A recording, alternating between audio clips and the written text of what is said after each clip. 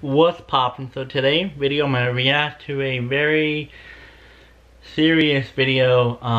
If you guys may or may not know, I think majority of you guys may know about Russia invading Ukraine, and most of you know that the president of Russia is Putin.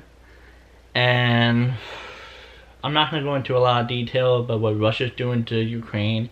It's honestly ridiculous. We see a lot of Russian citizens not liking what Putin's doing, as well as Ukraine and many other nations. And honestly though, Putin is just a total, douchebag, honestly.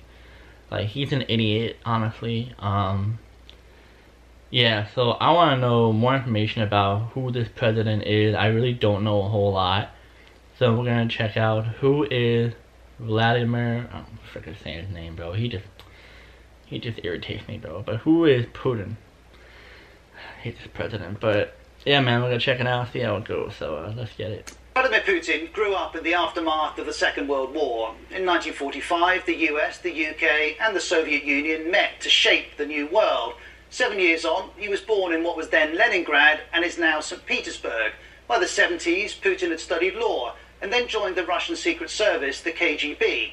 At this time, the Soviet Union's influence reached across the communist nations of Eastern Europe, and in the 80s, Putin was posted to Dresden, in East Germany. From there, he witnessed the fall of the Berlin Wall, the fall of communism. This was a visceral example of people power.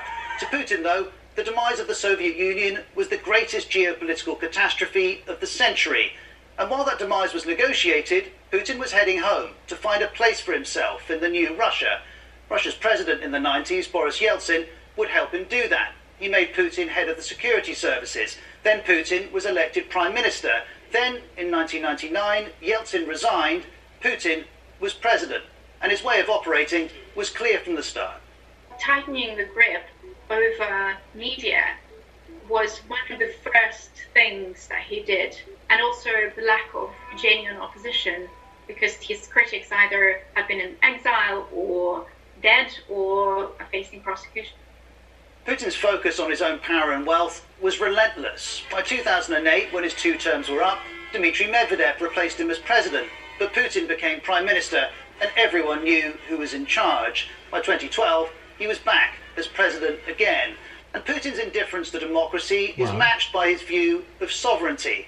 In 2008, Russia invaded Georgia to support separatists. Well, I heard of that. In 2014, Russia annexed Crimea from Ukraine. It supported separatists in eastern Ukraine. And in 2018, a former Russian Secret Service operative was poisoned in Salisbury. The UK says Russian intelligence was responsible. To Putin, the rules are for him to make. He said as much himself. I hope no one will cross Russia's red line, but in each case we're the ones who will decide where the red line is. And Russia's right to decide roots back to Putin's view of what he's seen in his lifetime. In 2015, he addressed the UN and said, instead of the triumph of democracy and progress, we got violence, poverty, and social disaster. Nobody cares a bit about human rights. Putin's contempt was directed at Western democracy. We've seen, though, how little he cares for democracy in Russia and Ukraine. Despite this, years earlier, the West talked of trusting him. I'll answer the question. I looked the man in the eye. I found it to be very straightforward. I was able to get a sense of his soul. We're getting a sense of it too this week, as we did a few years ago when Putin spoke of his childhood, telling us, 50 years ago the Leningrad street taught me a rule. If a fight is inevitable, you have to throw the first punch. There was nothing inevitable about this week, but Ukraine has felt that first punch. A punch Putin justifies in his country's interests, but which very much serve his. And as we've watched the violence, I think back to that criticism of the West at the UN in 2015. Putin said, I'm urged to ask those who created this situation, do you at least realise now what you've done? The world is now asking the same of him, and everything about Putin's life suggests, yes, he does realise what he's done. So yeah, guys, that is the video. That is something else. I didn't really know some of the stuff about Putin, but I know some of you may get mad at what I say, or you may support what I say, but Putin's not a good president. He's not. I mean, I know there's different news saying he is good, he is bad, but just by what's going on right now with Russia invading Ukraine, like, why? Why are you attacking Ukraine? Like, they didn't do nothing to you. They didn't attack you. If they attack you, then I get why you're attacking them. But they didn't do nothing to you. And you're going over there just to attack because of something, what?